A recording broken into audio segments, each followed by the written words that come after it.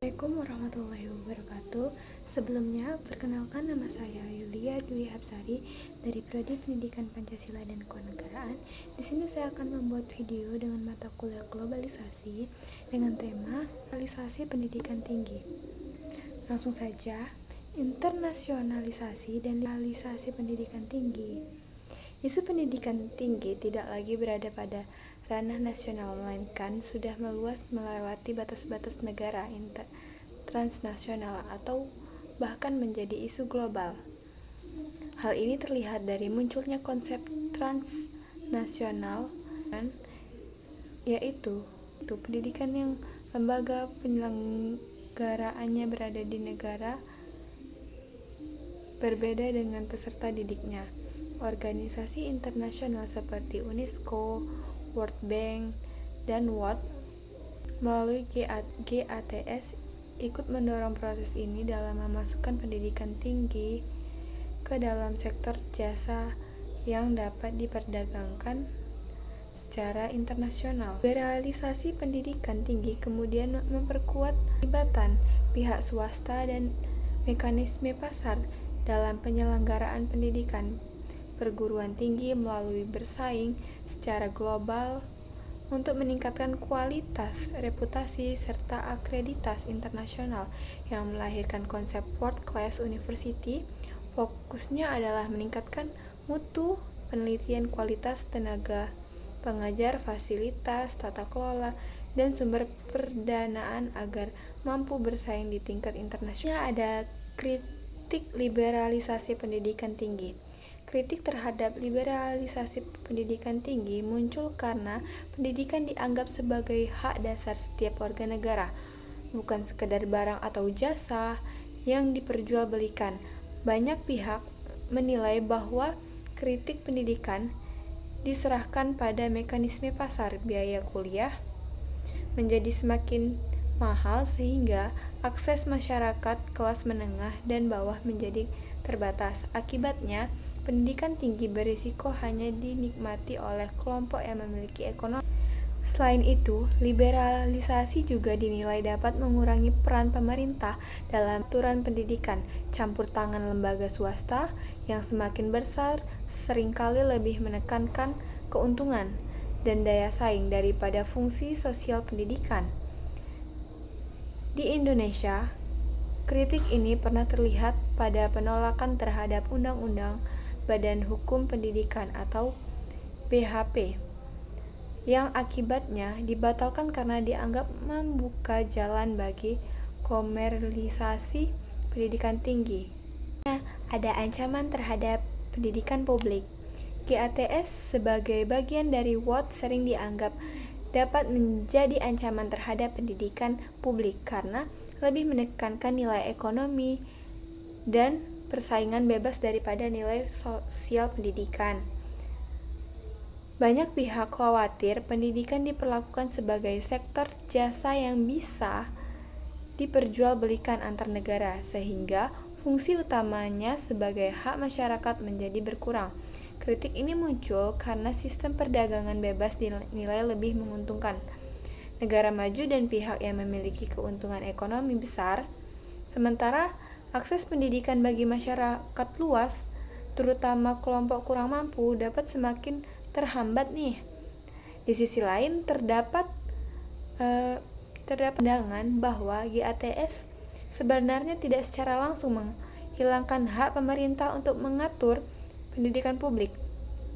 Pemerintah tetap memiliki tangan untuk membuat kebijakan nasional, seperti batasan biaya pendidikan atau regulasi lain demi memperluas akses masyarakat terhadap pendidikan. Namun, banyak ahli menilai GATS belum sepenuhnya tepat untuk mengatur sektor pendidikan, karena pendidikan memiliki fungsi sosial yang jauh lebih luas daripada sekedar jasa. Oleh karena itu, diperlukan aturan tambahan yang mampu melindungi peran pendidikan sebagai layanan publik, sekaligus membatasi dampak negatif liberalisasi. Selanjutnya ada resiko masyarakat di berbagai negara. Yang pertama ada Indonesia. Di Indonesia, masyarakat menolak liberalisasi pendidikan sejak adanya Undang-Undang BHP. karena dianggap membuat pendidikan semakin mahal dan bersifat komersial. Setelah dibatalkan oleh Mahkamah Konstitusi pada tahun 2010, Undang-Undang Pendidikan Tinggi 2012 juga tetap menuntut dari mahasiswa dan berbagai kelompok masyarakat. Selanjutnya ada negara dari Eropa. Di Eropa, protes juga terjadi di beberapa negara seperti Hungaria, Spanyol, dan Prancis akibat pengurangan dana pendidikan dan meningkatkan otonomi universitas. Masyarakat khawatir kebijakan ini menurunkan kualitas pendidikan dan membatasi akses bagi mahasiswa. Di Perancis, keterbatasan dana membuat universitas mengganti profesor senior dengan pengajar yang lebih murah dan mendorong mencari dana lewat riset. Kondisi ini dikhawatirkan menurunkan kualitas pendidikan. Selanjutnya ada negara dari Asia Selatan. Terlalu banyak universitas dibuka, sementara angka kelahiran rendah, sehingga banyak kampus kekurangan mahasiswa dan diperkirakan banyak yang akan tutup nih.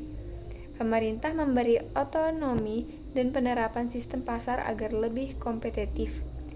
Tetapi hal ini dikritik karena dikhawatirkan menurunkan kualitas pendidikan. Selain itu, masyarakat juga menyoroti mahalnya biaya kuliah dan tingginya angka pengangguran lulusan universitas. Selanjutnya ada Amerika Latin.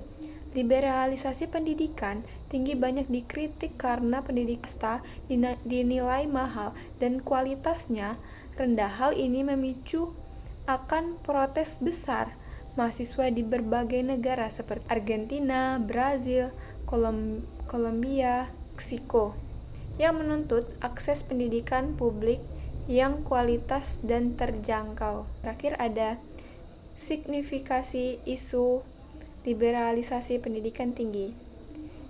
Isu liberalisasi pendidikan tinggi menjadi penting karena berdampak luas bagi masyarakat. Pendidikan tinggi kini menjadi kebutuhan utama banyak orang yang sangat memengaruhi kualitas sumber daya manusia, inovasi, serta perkembangan ilmu pengetahuan. Selain itu, isu telah melampaui batas negara dan menjadi pembahasan global oleh organisasi internasional seperti UNESCO dan World Bank.